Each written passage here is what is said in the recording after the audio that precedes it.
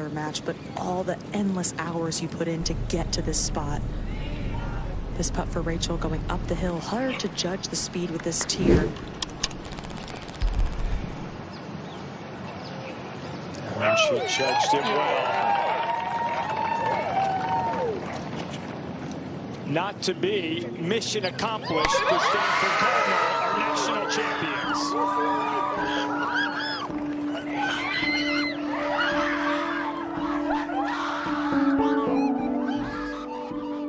People see a highlight reel of my life, like on Instagram, and it just seems like I had it all together all the time, but I so did not. And there were lots of tears, a lot of stress, a lot of late nights. Each time I feel like I got stronger, and I know that may sound cliche, but I really do feel like any challenge I face now, I feel like I've faced worse before. I know I can get through it, and I just had truly the best support system, the greatest teammates in the world, the best coaches, the best family back home. So I don't think I would have been able to do it without them. Reaper, how we feeling this morning? Motivated, dedicated, step above the rest. Air Force, how we feeling this morning? Motivated, dedicated, step above the rest. I am an American airman. I am a warrior. I have answered my nation's call. I am an American airman. My mission is to fly. So Rachel Heck, it's late February. We're 5 weeks away from the Augusta National Women's Amateur. This, however, is not a golf course. Where are we? No, it is not a golf course. We're at Fort Meade in Maryland at the Defense Information School.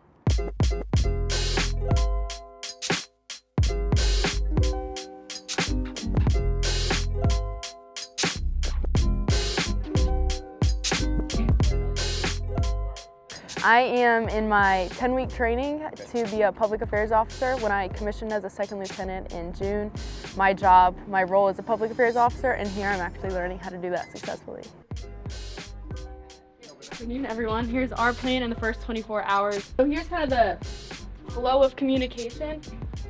We'll do two things. We'll pass on info to the MAGCOMs, AETC and ACC, and simultaneously within that first hour, we're going to put out an initial incident release. So last time we saw you was May of 2024. You were running into the arms of your teammates, having just secured the match clinching point against UCLA in the NCAA championship. You kind of famously did not turn pro after that. That was 9 months ago.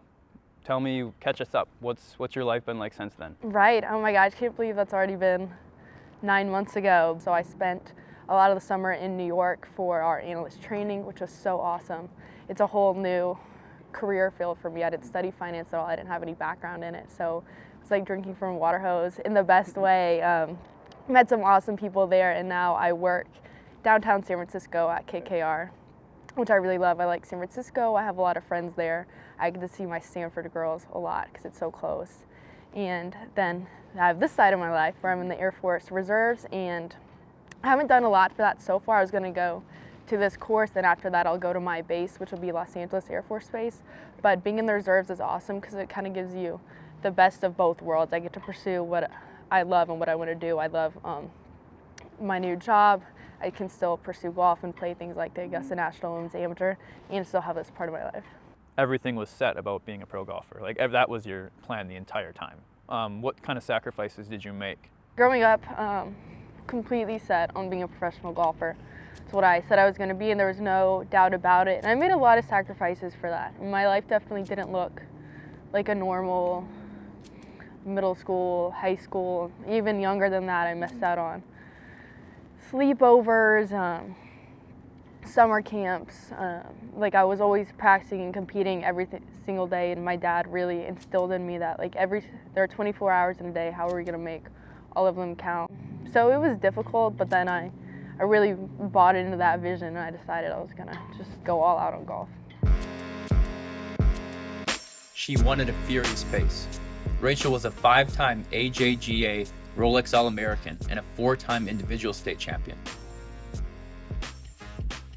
She played in the U.S. Women's Open at 15 and made the cut. At Stanford, Heck won a school record 6 times her freshman season. She became the 3rd woman in NCAA history to sweep the postseason, as she won the conference and regional tournaments and capped it by winning the NCAA individual championship. the first ever for Stanford's women's program. And freshman Rachel Heck of Stanford is your 2021 Women's Individual Champion. She even won the Annika, given to the top female player in the country.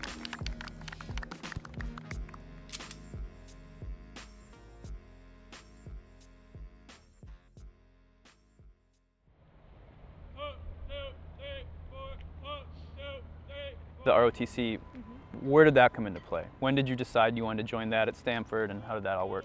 I really struggled mentally after I had a back injury. Like I had to put the clubs down for a few months, and I was questioning, like, who am I without this game? And that was the first time I ever really thought about that, because since I was 3 years old, I said I wanted to be a professional golfer. So it felt super empty. I really struggled mentally, and I wanted to find something away from golf, something that felt like my own. And golf is so individual, so I thought, like, what's the opposite of that? What's something where I'm a small part of something so much bigger than myself? Did any of this ever feel like it was too much, or was it always like, I can do this? Or did you ever have those low moments where you're like, what am I doing? There were absolutely low moments, and I feel like it's super important to talk about that, because from the outside, like, it just seems like I had it all together all the time, but I so did not. You know, sometimes a smile doesn't really mean I'm truly content. Yeah, a really hard time was my surgery my junior year. You know, I'd been out a lot of the spring because I was sick, and then my junior year fall, I couldn't figure out what was going on. I'd be playing, and then my hand would go numb, and my blood vessels in my hand would be swollen, and like I just had no idea what was happening, and it was super painful. And I'd go to my trainers and physical therapy, and for a while no one could figure out what was going on. They just kind of chopped it up to like muscle tightness. I remember in our home tournament, I think it was the last day, I was with my coach, and I was like crying, and I was like, I can't feel my hand. It was just so frustrating and scary, because I could tell something was wrong. Heck was diagnosed with thoracic outlet syndrome, a rare medical condition where nerves or blood vessels between the neck and shoulder are compressed.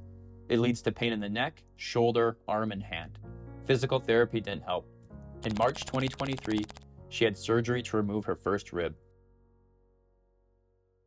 We were about to go into spring break, and I called my mom, just like bawling my eyes out. I was like, I've had enough, I can't do it anymore. Of course, in the moment, you know, you get so like tunnel vision, like this is it, this is my breaking point.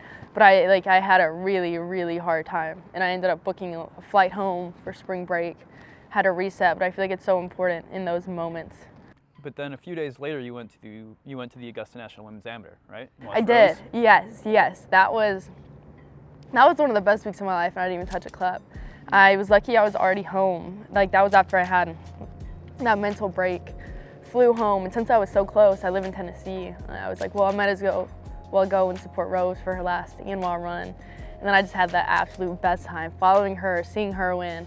My parents always say, like, oh, you're more nervous watching than you are playing, and people think that's not true, but I never been more nervous than watching Rose. Like, anytime I've played, it's nothing compared to watching her on that last day. I was freaking out.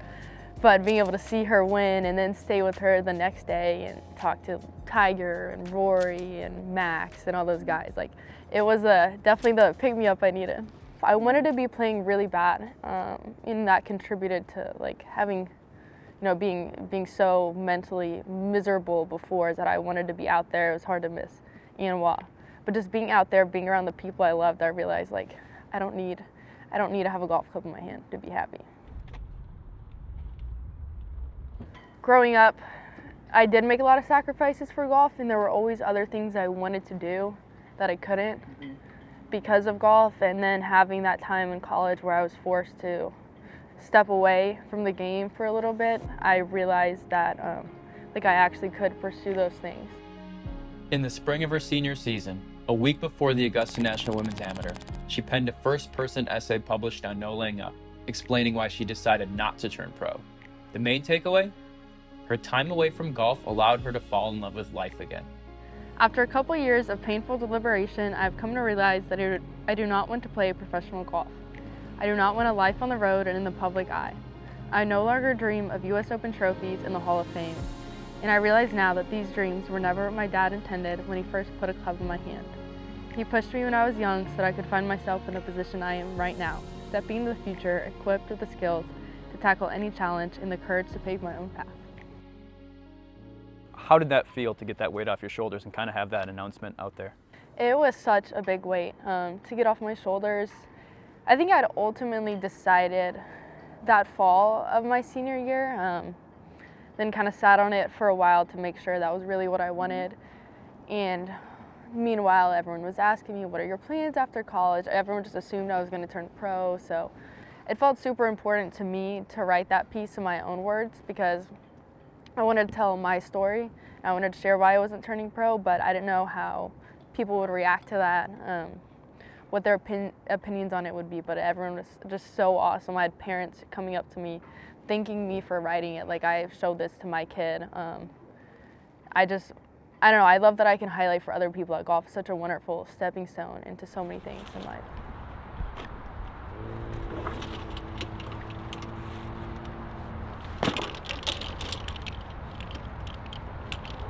So how much have you practiced in the last 9 months since the NCAA tournament?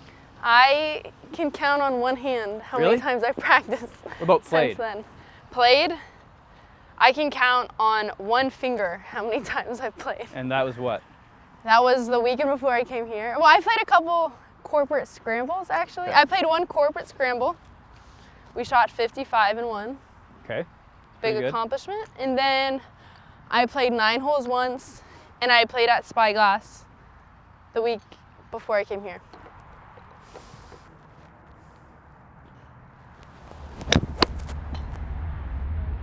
For those unfamiliar with your game, what are you doing well when you're playing well? Are you doing everything? Do you hit it farther than everyone?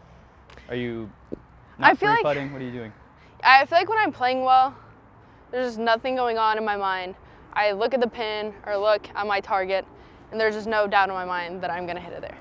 Okay. I'm just in the zone. So what are expectations for Augusta National Women's Amateur? Yeah, I mean, I always say going to tournaments, I try not to have expectations, but I feel like this is the first time I legitimately mean it. Because I mean, I always tried to play free, but going to every tournament, I was trying to win. I felt pressure just from myself and from everyone else. I felt like a weight on my shoulders. This time, I'm genuinely so excited. I've always been excited about Augusta, but this time I really don't feel like I'm playing with any of that weight on my shoulders anymore. Like, I couldn't be happier with where I am in life. I wouldn't change one thing about it, and now I get to go play Augusta. So life is good. Yeah, a lot of people think that I didn't go pro because of my injuries, because like I physically couldn't, but the time away from the game really just showed me that life has a lot to offer outside of golf. Like, I was forced to take a step back instead of being in my little golf zone. Like, I was forced to take that step back, and I realized that life does have a lot more than golf to offer, and I ultimately decided to explore that. If you're writing the Rachel Heck story, what's the main takeaway? This life is mine, and everyone is in control of their own lives, and as simple as that sounds, I don't think I realized that for a really long time. I'd put myself in this box, and I made my whole identity set around this box. So, you know, the story of Rachel Heck would be she's a whole lot more than a golfer. Ladies and gentlemen, it is my pleasure to announce the Distinguished Honor Graduate for the Public Affairs and Communication Strategy Qualification Course 020-25, Lieutenant Rachel Heck, United States Air Force.